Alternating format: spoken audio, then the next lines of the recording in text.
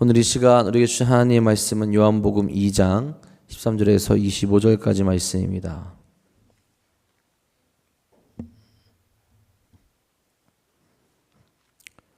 요한복음 2장 13절에서 25절까지 말씀입니다.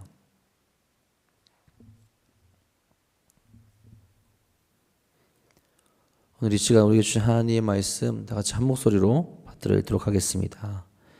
유대인의 유월절이 가까운지라 예수께서 예루살렘으로 올라가셨더니 성전 안에서 소와 양과 비둘기 파는 사람들과 돈 바꾸는 사람들이 앉아 있는 것을 보시고 노끈으로 채찍을 만드사 양이나 소를 다 성전에서 내쫓으시고 돈 바꾸는 사람들의 돈을 쏟으시며 상을 엎으시고 비둘기 파는 사람들에게 이르시되 이것을 여기서 가져가라. 내 아버지의 집으로 장사하는 집을 만들지 말라 하시니 지자들이 성경 말씀에 주의 전을 사모하는 열심히 나를 삼키라 한 것을 기억하더라. 이에 유대인들이 대답하여 예수께 말하기를 내가 이런 일을 행하니 무슨 표적을 우리에게 보이겠느냐. 예수께서 대답하여 이르시되 너희가 이 성전을 헐라 내가 사흘 동안에 일으키리라. 유대인들이 이르되 이 성전은 46년 동안 지었거늘 내가 3일 동안에 일으키겠느냐 하더라. 그러나 예수는 성전된 자기 육체를 가리켜 말씀하신 것이라. 죽은 자 가운데서 살아나신 후에야 제자들이 이 말씀하신 것을 기억하고 성경과 예수께서 하신 말씀을 믿었더라. 유월절에 예수께서 예루살렘에 계시니 많은 사람이 그의 행하시는 표적을 보고 그의 이름을 믿었으나 예수는 그의 몸을 그들에게 의탁하지 아니하셨으니 이는 친히 모든 사람을 아심이요 또 사람에 대하여 누구의 증언도 받으실 필요가 없었으니 이는 그가 친히 사람의 속에 있는 것을 아셨습니다. 아멘. 오늘도 이 추운 날 주님 앞에 나와 함께 기도하며 주님만을 바라보기 위해서 이 자리에 나오신 모든 성도인들께 주의 사랑과 은혜가 가득 넘치기를 간절히 소망합니다. 제가 예전에 아주 맛있게 먹었던 음식점이 있습니다. 들깨 수제비를 파는 곳이었는데 처음 갔을 때 굉장히 감동이었어요. 국물도 진하고 맛도 좋고 수육도 내줬었는데 수육도 굉장히 맛있더라고요. 근데 이제 그 감동을 가지고 있었는데 코로나 때문에 오랫동안 못 가다가 코로나가 이제 끝나고 좀 안정이 돼서 다시 찾아가게 됐습니다. 기대하고 갔죠. 여전히 맛있겠지. 근데 코로나의 여파 때문이었는지 몰라도 맛이 너무 달라진 겁니다. 진했던 국물은 묽게 변해졌고 고소했던 맛에서 짠맛으로 변했던 거예요. 무슨 이유로 맛이 변했는지는 모르겠지만 이전의 맛, 기억하던 맛, 제가 정말 감동받았던 맛이 아닌 거죠. 그렇게 먹고 나서 주위를 둘러보니까 실제로 다른 사람들도 좀 비슷하게 느꼈던지 전에는 줄을 서서 먹었던 곳이 줄을 서진 않고 사람들도 많이 줄었다라는 것을 또 깨닫게 되더라고요. 여러분 이전의 모습, 원래 정말 잘하던 모습, 그 사람들은 그걸 잊어버리기가 참 쉽습니다. 그것을 지키기란 참 쉽지 않아요. 근데 여러분 왜 그 본연의 모습을 잃어버리면 안 되겠습니까? 가치가 바뀌기 때문에 그래요. 또한 그 가치가 바뀐 곳에서 어떤 일이 벌어질지 모르기 때문입니다. 간혹 더 좋은 쪽으로 변화가 일어나기도 하지만 대부분 본연의 모습을 잃어버린 곳에서는 우리가 주의해야 할 만한 일들이 생기게 되는 거죠. 특히 요즘은 하루가 빠르게 많은 것들이 변해갑니다. 그리고 그 변화는 우리의 삶을 정말 편한 곳으로 인도해 주기도 하죠. 집에 앉아서 손으로 모든 것을 다 할 수 있는 시대가 만들어진 겁니다. 그런데 이것이 장점만 있는 것이 아니죠. 단점도 많이 있습니다. 더 편하게 지내고 싶어 하고 사람들을 만나지 않게 되고 그 안에서 일어나게 되는 어려움과 아픔 또 외로움이 많아지게 되는 거죠. 더군다나 이 편안함과 이 외로움 또 이 어려움들이 신앙의 모습까지도 들어오게 되죠. 우리가 하나님 앞에서 드리는 예배의 모습, 그 본연의 모습, 참된 모습을 잃어버릴 수도 있게 됩니다. 편안함이 우리를 지배하게 되고 편안함이 우리 삶 가운데 넘치다 보니까 예배도 편안하게 드리고 싶어 하는 거예요. 그 편안함이라는 것이 나의 기준이죠. 내가 편안한 것, 내 몸이 편안한 것, 내 생각이 편안한 것, 내가 드리기 좋을 때, 내가 하고 싶을 때. 이 지금 시대에선 그런 것들을 많이 요구하게 됩니다. 그러다 보니 주일에 예배 드리는 것이 아니라 내가 원하고 내가 생각하고 내가 좋을 때 예배 드리면 되지 않을까라고 이야기하는 사람들도 생겨나게 되는 거죠. 내가 하나님께 맞추는 것이 아니라 하나님의 모든 것을 나에게 맞추려는 그런 이기적인 신앙의 모습이 나타나게 된다라는 겁니다. 여러분, 이런 변화는 하나님 앞에 나를 순순히 드리지 못하는 이기적인 신앙의 모습으로 변하게 되는 거죠. 하나님께 영광을 올려드리지 못하고 참된 예배로 나아가지 못하는 모습이 나타나게 된다라는 겁니다. 여러분, 우리 마음 가운데 하나님께서 우리에게 주셨던 그 마음, 원래의 본연의 마음, 또 그 영광스러운 모습, 또 예배 드려야 되는 그 모습들을 우리가 온전히 지키며 변화되지 아니하고 오직 변화는 주님께 나아가는 변화만 있기를 간절히 소망합니다. 그래서 하나님께서 기뻐하시고 하나님께서 찾으시는 한 명의 예배자가 될 수 있기를 간절히 바랍니다. 오늘 읽은 말씀을 보면 예수님께서 성전에 들어가시고 아주 화가 날 만한 상황들을 보시게 되죠. 변해버린 모습, 성전에 재경을 하지 못하는 모습, 본연의 모습을 잃어버리고 자신들의 욕심을 채우는 모습이 그 안에 가득했기 때문에 그렇습니다. 하나님의 집이라 일컬어지는 성전 안에서 말도 안 되는 일들이 시행되고 있었던 거죠. 성전은 유대인들이 굉장히 중요시했고 사랑했던 곳입니다. 그곳에서 사람들이 물건을 사고 파는 시장처럼 바뀌어 버렸던 거죠. 13절 14절에 말합니다. 유대인의 유월절이 가까운지라 예수께서 예루살렘으로 올라가셨더니 성전 안에서 소와 양과 비둘기 파는 사람들과 돈 바꾸는 사람들이 앉아 있는 것을 보시고. 여러분, 유월절은 하나님이 이스라엘 백성들을 구원해 주신 것에 대해서 감사하며 하나님께 예배하고 제사하는 아주 귀한 절기입니다. 제사를 드리며 하나님의 구원을 찬양했던 그런 하나님을 바라보는 귀한 시간이라는 거예요. 그런 귀한 절기의 성전의 모습이 어떠했느냐? 시장과 같았다라는 거죠. 주객이 전도된 겁니다. 하나님을 바라보고 하나님께 감사하고 하나님께 나아가야 될 그 자리에서 자신들의 욕심과 자신들의 이익을 위해서 그것에서 무언가를 팔고 있었다라는 거죠. 성전의 원래 의도와는 전혀 다르게 사람들은 그 절기를 그리고 성전 안에 모든 것을 자신들의 이익을 위해서 사용하고 있었다라는 겁니다. 소와 양과 비둘기를 팔았던 것은 다른 이유가 아닙니다. 그곳에 하나님께 감사하고 그곳에 하나님께 예배하고 제사드려 왔던 멀리서 온 사람들을 위해서 그들에게 하나님께 예배 드릴 수 있고 제사 드릴 수 있게 하기 위해서 그것을 팔았던 건데 그 의미가 없어지고 오직 자신들의 이익만을 위해서 거기서 장사를 하고 있었다라는 거죠. 중요한 것은 유대인도 그렇게 행동했고 제사장들도 그것들을 묵인하고 있었다라는 거죠. 위험한 모습 아닙니까, 여러분? 그들의 중심이, 그들의 삶이 하나님이 되어야 하는데 하나님을 잊어버리고 내 욕심, 내 뜻, 내가 편한 것, 내가 좋아하는 것으로 채워지게 되고 그것을 위해서 그들이 지금 살아가고 있다라는 거죠. 여러분, 지금 시대에 성전은 우리의 몸이라고 그렇게 이야기하죠. 우리의 몸이 주님을 모시고 어디서나 예배를 드릴 수 있고 하나님께 영광을 올려드릴 수 있게 되었습니다. 그런데 그런 우리가 성전의 기능은 고사하고 죄에 빠져 살아간다면 어떻게 하겠습니까? 주님이 오시는 그날에 우리 모두가 심판 앞에서 두려움에 떨 수밖에 없다라는 거죠. 이런 실태를 보시고 예수님께서 어떻게 하십니까? 15절 16절에 이렇게 말합니다. 노끈으로 채찍을 만드사 양이나 소를 다 성전에서 내쫓으시고 돈 바꾸는 사람들의 돈을 쏟으시며 상을 엎으시고 비둘기 파는 사람들에게 이르시되 이것을 여기서 가져가라. 내 아버지의 집으로 장사하는 집을 만들지 말라 하시니.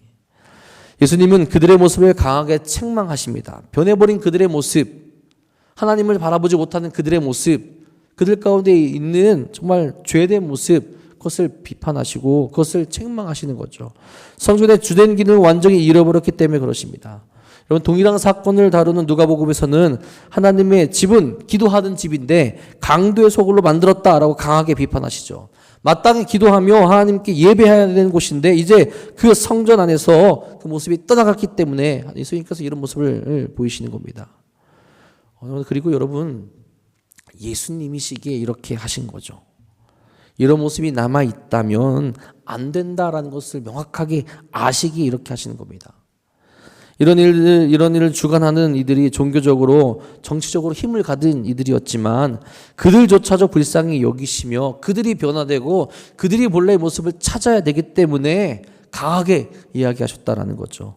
변해버린 그들의 모습이 하나님의 뜻에서 멀어진 것이고 하나님의 심판에서 자유롭지 못하기 때문에 그들의 사랑하는 마음에서 강하게 얘기하시는 겁니다. 또한 예수님께서 그렇게 행동하시는 것은 그 성전을 사랑하는 마음이 있었기 때문이죠. 성전을 사모하는 마음이 있었기 때문입니다. 성전이라는 곳은 하나님께 예배드리고 제사드리는 하나님을 만나는 곳이기 때문에 그렇죠. 예수님께서는 유대인들과 전혀 다른 마음을 가지고 계셨던 겁니다. 유대 종교 지도자들은 성전이 자신들의 탐욕을 채워줄 장소가 된 것이라면 예수님에게 성전은 내 아버지의 집이요 기도하는 집이기 때문에 거룩하게 보존하고자 애쓰셨던 거죠. 아버지의 집이 더러워지는 것을 보고도 가만히 있는 아들이 어디에 있겠습니까? 그것이 바뀌고 원래 모습이 되었기를, 그리고 이후에 성전이 예수님께서 세우신 그 성전 또는 우리에게 허락하신 우리 몸 자신이 성전이 되는데 그것이 지켜지고 깨끗해지기를 우리에게 지금도 얘기해 주시고 말씀해 주시는 거죠.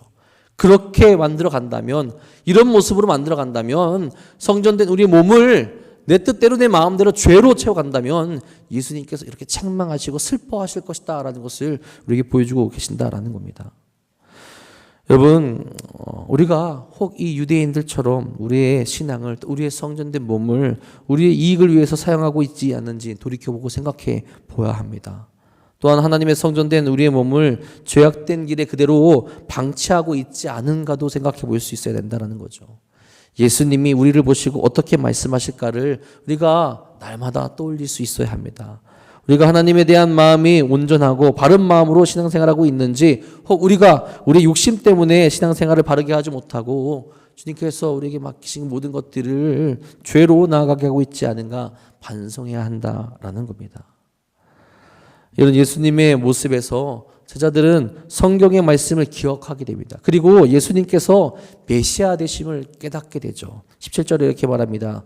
제자들이 성경 말씀에 주의 전을 사모하는 열심히 나를 삼키리라 한 것을 기억하더라. 그 누구도 시도하지 못했던 일을 주님께서 하고 계십니다. 그리고 그 일이 예수님을 십자가에 못 박게 하는 결정적인 계기 중 하나가 되죠. 제자들은 예수님의 그 모습을 보고 성경의 말씀을 떠올리게 되었고 예수님이 메시아이심을 다시 한번 확신하게 되는 계기가 되었다라는 거죠. 그런데 여러분, 죄로 가득한 사람들의 모습은 어떠합니까? 표적을 구합니다. 18절에 이렇게 말해요. 이 유대인들이 대답하여 예수께 말하기를 내가 이런 일을 행하니 무슨 표적을 우리에게 보이겠느냐. 성전을, 하나님의 기도하는 집을 자신들의 이익을 위해서 바꾸었던 그들의 변화는 거기서 멈춰있던 것이 아닙니다. 하나님이 보내신 참된 메시아, 그들을 위해서 오신 그 예수님, 그들을 구원하실 그분의 말씀을 듣지 않죠.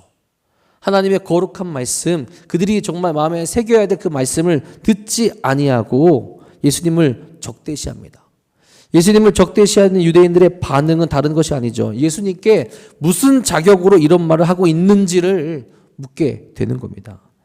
예수님 자신의 권위를 입증할 수 있는 표적, 신비한 일들을 보이라라고 그렇게 이야기를 하죠. 이들이 너무나도 변했기에, 죄로 너무나도 나아갔기 때문에 하나님의 아들이시오 메시아이신 예수님을 알아보지 못하고 있다는 거죠. 죄와 욕심 가운데 있기 때문에 그들이 바라고 있는 것은 초자연적인 일을 벌여서 당신이 이런 말을 할 수 있는 사람이라는 것을 증명하라라는 겁니다.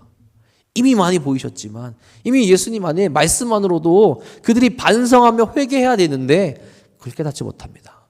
명확하잖아요, 여러분들. 자신들이 잘못하고 있다는 건, 성전에서 일어나고 있는 것이 하나님 앞에 부끄러운 일이라는 건 명확한데, 그 말은 누가 하더라도 회개하며 나아가야 되는데 회개하기는커녕 누가 이런 말을 너에게 하게끔 하였느냐, 네가 누구에게 어떤 권한을 받아서 이런 말을 할 수 있느냐, 우리에게 증거를 보이라고 따지며 이야기하고 있다는 거죠. 자신들의 잘못은 하나도 반성하지 않으면서 자신들에게 싫은 소리를 하고 있는 예수님의 말을 듣지 않기 위해서 이런 표적을 구하고 있다는 겁니다. 여러분, 그런 그들에게 예수님께서 하신 말씀 무엇입니까? 19절에 말합니다. 예수께서 대답하여 이르시되 너희가 이 성전을 헐라 내가 사흘 동안에 일으키리라. 아멘. 예수님은 표적을 구하는 유대인들에게 사흘 만에 새로운 성전을 주겠다라고 약속을 하십니다. 그런데 유대인들은 그 약속을 비웃죠. 자기들이 생각할 때 건물을 짓는 시간이 겨우 사흘 만에 완성된다라는 것은 말도 안 되기 때문에 그렇습니다. 예수님의 그 말씀은 자기의 몸을 통해서 성전을 새롭게 주신다라는 말이었는데 그들은 그것을 믿지 못하죠. 하지만 예수님께서 어떻게 하십니까? 정말로 사흘 만에 죽은 자 가운데서 부활하시며 스스로 성전이 되어주시고 또 우리 가운데 거하시며 우리 몸을 성전으로 허락해 주시지 않습니까? 예수께서 죽으시고 부활하심으로 말미암아 새로운 성전을 우리에게 보여주시게 됩니다. 예수님 끝까지 하나님을 사랑하셨고 우리가 하나님과 언제나 만날 수 있는 성전이 되어주셨다라는 거죠.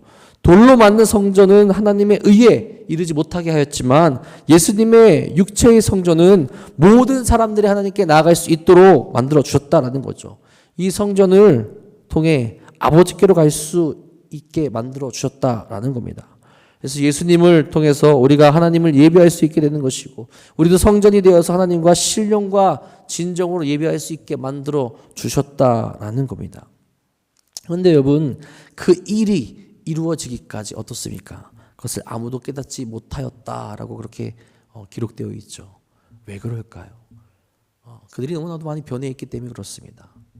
하나님께서 주시는 그 원래의 말씀, 그 뜻을 잃어버리고 하나님의 말씀을 자기 뜻대로 해석하며 자기들이 원하는 대로 해석하고 있기 때문에 그래요. 그 당시 그들이 원했던 메시아 상은 무엇입니까? 우리를 정치적으로 승리로 이끌 메시아, 우리를 압제하고 있는 로마를 무찔러줄 그 메시아, 그 메시아를 기다리고 있었죠. 성경에 이야기하고 있는 것은 십자가에 달리고 고난받고 힘들어하실 그 예수님, 그리고 부활 승리하실 예수님을 말씀하고 있었는데 그런 것들은 다 잊어버리고 오직 승리의 메시아만을 그들이 원하고 자신들이 만들어낸 메시아를 바라고 기대하고 있었다라는 거죠. 그러니 예수님의 말씀을, 예수님의 이야기를, 예수님께 선포하시는 것을 그들이 깨닫지 못하고 있었다라는 거죠. 그들이 말씀 안에 있었다면, 그리고 하나님의 말씀을 온전히 깨달았다면 주님께서 하시는 말씀을 알고 있었을 텐데 모든 것이 변해버린 그들 마음 가운데 주님이 행하시려는 일과 뜻을 제대로 깨닫지 못하고 있었다라는 거죠. 그러니까 성전만 변한 것이 아닙니다. 그들의 마음, 그들의 삶, 그들의 믿음, 하나님 말씀을 바라보는 태도까지 모든 것이 변해버렸다라는 거예요. 예수님도 연약함과 죄로 변한 그들 인간들을 잘 알고 계셨습니다. 그렇게 수많은 사람들이 예수님을 따랐지만 그들에게 의탁하지 않으셨다라고 오늘 말씀에서 또 이야기하죠.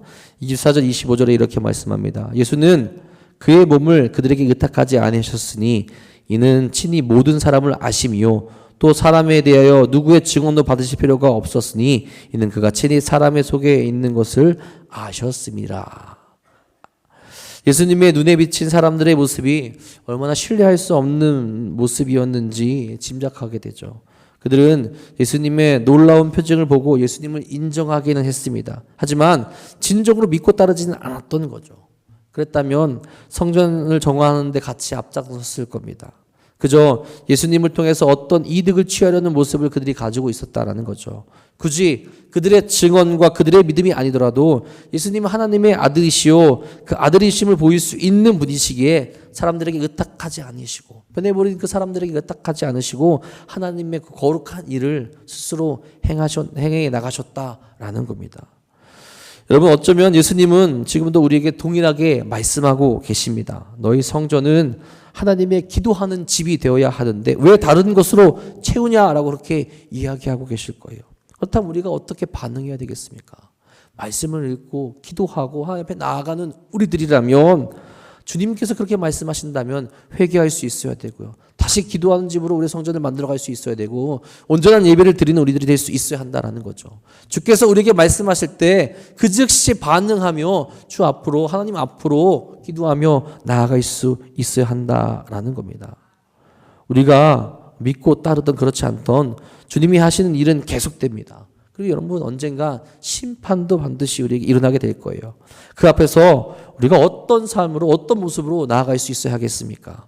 주님이 말씀을 바라보며 그 말씀 안에서 오직 말씀으로만 그 순수함을 가지고 우리가 나아갈 수 있어야 한다는 거죠. 세상적인 모습으로 변화되는 것이 아니라, 세상을 따라가는 자들로 변화되는 것이 아니라 우리를 지키고 말씀 안에 거할 수 있어야 된다라는 겁니다. 여러분, 우리의 변화는 세상 사람처럼 변하는 것이 아니라 오직 주님을 향한 그 마음만, 더욱더 주님께 다 가까이 가는 그 마음만 가지며 그러한 변화만 우리에게 있어야 되는 줄 믿으시기를 간절히 소망합니다. 오늘도 우리를 위해서 중보하시고 우리를 생명의 길로 인도하시는 주님을 바라보며 믿음을 소중히 간직하시고 우리 마음 가운데 주님만을 모시며 거룩한 변화만을 행하며 나아가시는 우리 사랑하는 성도들 되시기를 간절히 소망합니다. 그 모습으로 오늘도 세상 가운데 승리하시고 주님의 영광스러운 모습만을 보이며 나아가시는 사랑하는 성도들 되시기를 주님의 이름으로 간절히 축복하고 축원합니다. 기도하겠습니다. 우리 이한나 권사님 신년 감사원금 하나님 앞에 드리셨습니다. 사랑의 주님, 감사합니다. 오늘도 우리에게 말씀하시고 오늘도 우리에게 이야기하시니 진심으로 감사를 드립니다. 우리가 세상 가운데 나아가 주의 말씀을 잊고 나아갈 때가 참으로 많이 있습니다. 오직 주의 말씀만을 바라볼 수 있도록 오늘도 우리를 깨우쳐 주시고 세상 사람들처럼 세상의 것을 탐하며 나아가는 것이 아니라 주의 말씀만을 바라보며 거룩한 길로 나갈 수 있는 우리가 될 수 있도록 역사하여 주옵소서. 성전이 되어주신 주님께서 또 우리 가운데 임하여 주시며 우리의 몸을 성전으로 세워주셨는데 우리가 우리 욕심으로 우리의 몸을 또 우리의 삶을 죄의 길로 들어서게 하고 있지는 않습니까? 우리가 날마다 회개하며 내 자신을 돌이켜보며 온전히 주님을 모실 수 있는 거룩한 삶으로 인도하여 주옵소서. 세상의 유혹을 이겨낼 수 있는 힘을 허락하여 주시며 오직 주님께 나아갈 수 있는 거룩한 삶으로 이끌어 주셔서 언제 어디서나 주님께서 찾으시는 한 명의 예배자, 한 명의 제자가 될 수 있도록 역사하여 주옵소서. 특별히 도남동 교회를 세우셨으니 이 도남동 교회 안에 주님을 찾고 주님만 따라가고 주님과 역사할 수 있는 거룩한 사명을 잘 감당할 수 있도록 인도하여 주옵소서. 개개인의 욕심을 내려놓게 하시옵고 제 개개인의 주장을 내려놓게 하여 주시옵고 오직 주의 뜻만 따라갈 수 있는 거룩한 교회가 될 수 있도록 인도하여 주옵소서. 그 사명을 감당하여서 이 지역사회에서 이 나라에서 또 주께서 보내신 모든 곳에서 주 영광만을 드러낼 수 있는 신실한 제자들 될 수 있도록 역사하여 주옵소서. 오늘도 주 앞에 나와 예배하고 기도하는 사랑하는 성도들이 있습니다. 저들의 부르짖음 가운데 주께서 응답하여 주시옵고 거룩한 삶으로 나갈 수 있도록 인도하여 주옵소서. 또한 주님, 오늘 수술을 받는 사랑하는 주님의 귀한 딸이 있습니다. 주께서 그의 마음 붙잡아 주시고 또 의료진의 손을 붙잡아 주셔서 어제 하루빨리 완쾌할 수 있도록 인도하시고 수술을 잘 받고 다시 한번 주 앞에 나와 함께 예배드릴 수 있도록 인도하여 주시옵소서. 또한 주 앞에 드린 예물 있습니다. 주여, 항상 주님께 감사하며 모든 것을 주님께 맡긴 그 삶을 주님께서 항상 축복하여 주셔서 거룩하고 은혜로운 삶을 살아갈 수 있도록 2025년도도 지켜 주시옵소서. 주께서 오늘도 우리와 함께 하시며 거룩한 길로 인도하시며 주님의 은혜로운 길로 이끄실 것 믿사오며 우리 사랑하신 예수님의 이름으로 감사하며 기도합니다. 아멘.